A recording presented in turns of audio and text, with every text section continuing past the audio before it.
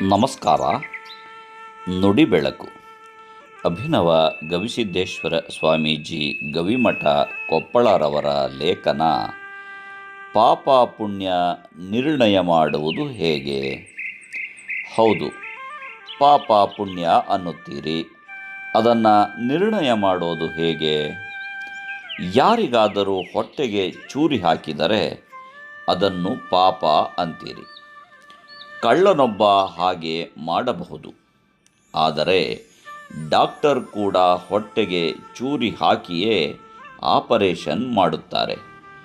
Doctor ಮಾಡೋ ಕೆಲಸ ಪಾಪವೇ? ಕೊಲೆ ಮಾಡೋದು ಪಾಪ ಅಂತೀವಿ. ಗಲ್ಲು ಶಿಕ್ಷೆಯಾದವರನ್ನು ಗಲ್ಲಿಗೆ ಏರಿಸ್ತಾರೆ. ಗಲ್ಲಿಗೆ ಏರಿಸುವ ಮನುಷ್ಯ ಕೂಡ ಪಾಪಿಯೇನು? ಸೈನಿಕರು, ಪೊಲೀಸರು ಉಗ್ರಗಾಮಿಗಳನ್ನು ಗುಂಡು ಹಾರಿಸಿ ಕೊಲ್ಲುತ್ತಾರೆ. ಅದನ್ನು ಪಾಪ ಎನ್ನಲಿಕ್ಕಾಗುತ್ತದೇನು? ಕೈಯಲ್ಲಿ ಕತ್ತಿ ಹಿಡಿದು ಯುದ್ಧ ಮಾಡುವುದು ಪಾಪ ಎಂದರೆ 12ನೇ ಶತಮಾನದಲ್ಲಿ ಶರಣರ ವಚನಗಳನ್ನು ರಕ್ಷಣೆ ಮಾಡಲು ಕೈಯಲ್ಲಿ ಕತ್ತಿ ಹಿಡಿದು ಯುದ್ಧ ಮಾಡಿದರಲ್ಲ, ಅದನ್ನು ಏನು ಅಂತ ಕರೆಯೋದು? ಅಂದರೆ ಕರ್ಮ ಅಥವಾ ಕಾರ್ಯ ಯಾವುದಿದೆಯಲ್ಲ, ಅದು ತನ್ನಷ್ಟಕ್ಕೆ ತಾನು ಕೆಟ್ಟದ್ದೂ ಅಲ್ಲ, ಒಳ್ಳೆಯದೂ ಅಲ್ಲ. ಯಾವ ಉದ್ದೇಶದಿಂದ ಹೊಟ್ಟೆಗೆ ಚೂರಿ ಹಾಕಿದ್ದಾನೆ ಎನ್ನುವುದರ ಮೇಲೆ ಪಾಪ ಪುಣ್ಯ ನಿರ್ಣಯವಾಗುತ್ತದೆ. ಜೀವ ತೆಗೆಯಲು ಹೊಟ್ಟೆಗೆ ಚೂರಿ ಹಾಕಿದರೆ ಅದು ಪಾಪ. ಜೀವ ಉಳಿಸಲು ಚೂರಿ ಹಾಕಿದರೆ ಅದು ಪುಣ್ಯ. ನಾವು ಮಾಡುವ ಕಾರ್ಯಗಳು ಸ್ವಾರ್ಥದಿಂದ ಕೂಡಿದ್ದರೆ ಅದು ಪಾಪ. ನಾವು ಮಾಡುವ ಕಾರ್ಯಗಳು ಲೋಕ ಕಲ್ಯಾಣ, ಆತ್ಮ ಕಲ್ಯಾಣದ ಉದ್ದೇಶ ಹೊಂದಿದ್ದರೆ ಅದು ಪುಣ್ಯದ ಕಾರ್ಯ. ಪುಣ್ಯವನ್ನು ಗಳಿಸಬೇಕು, ಪಾಪವನ್ನು ಕಳೆದುಕೊಳ್ಳಬೇಕು. ನಮಗೆ ಅರಿವಿಲ್ಲದೆ ಎಷ್ಟೋ ಪಾಪಕರ್ಮಗಳು ನಮ್ಮಿಂದ ಆಗಿವೆ. ಆತ್ಮವಂಚನೆ ಮಾಡಿಕೊಂಡು ಮಾಡಿದ ಕರ್ಮಗಳೂ ಇವೆ. ಕೈ ಹಿಡಿದ ಪತ್ನಿಗೆ ಸುಳ್ಳು ಹೇಳಿ ಮಾಡಿದ ಪಾಪಗಳಿವೆ.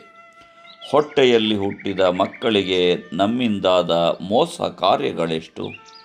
ನಂಬಿದ ಸ್ನೇಹಿತರಿಗೆ, ಬಂಧು ಬಾಂಧವರಿಗೆ, ಸಮಾಜಕ್ಕೆ, ಅಷ್ಟೇ ಏಕೆ ಆ ದೇವರಿಗೂ ಮೋಸ ಮಾಡಲಿಕ್ಕೆ ನಾವು ಹಿಂದೆ ಮುಂದೆ ನೋಡಿದವರಲ್ಲ. ಒಂದೇ ಎರಡೇ ನೂರೇ ಸಾವಿರ ಪಾಪಕರ್ಮಗಳು ಈ ದೇಹದಿಂದ ಘಟಿಸಿವೆ. ಹಾಗಾದರೆ ಮನುಷ್ಯ ಈ ಪಾಪ ಫಲಗಳನ್ನು ಯಾವ ಬಲ ಇಟ್ಟುಕೊಂಡು ಮಾಡುತ್ತಾನೆ? ಅವನೇನು ತನಗೆ ಸಾವೇ ಇಲ್ಲ ಅಂತ ತಿಳಿದುಕೊಂಡಿದ್ದಾನೇನು? ಊರ ಹೊರಗೆ ಇರುವ ಸ್ಮಶಾನಗಳೆಲ್ಲ ಬಡಾವಣೆಗಳಾಗಿದ್ದಾವೆ. ಸತ್ತರೆ ಹೂಳಲು ಜಾಗವೇ ಇಲ್ಲ. ಅದಕ್ಕೆ ನಾವು ಆರಾಮ್ ಇರಬಹುದು ಅಂದುಕೊಂಡಿದ್ದಾನೇನು? ಯಮಧರ್ಮ ಬುದ್ಧನ ಹತ್ತಿರ ಹೋಗಿ ಮತಾಂತರಗೊಂಡು ಸನ್ಯಾಸಿಯಾಗಿ ಕರುಣೆ ಬಂದಿದೆ ಅಂದಾನೇನು? ಲಂಚ ಕೊಟ್ಟರೆ ಯಮದೂತರು ಬಿಟ್ಟು ಬಿಡುತ್ತಾರೆ ಎಂದುಕೊಂಡಿದ್ದಾರೇನು? ಸೂರ್ಯ ಚಂದ್ರ ಇರುವವರೆಗೆ ನಿನ್ನನ್ನು ಕರೆದುಕೊಂಡು ಹೋಗಲ್ಲ ಅಂತ ಕಾಲ ಪ್ರಾಮಿಸ್ ಮಾಡಿದೆಯೇನು?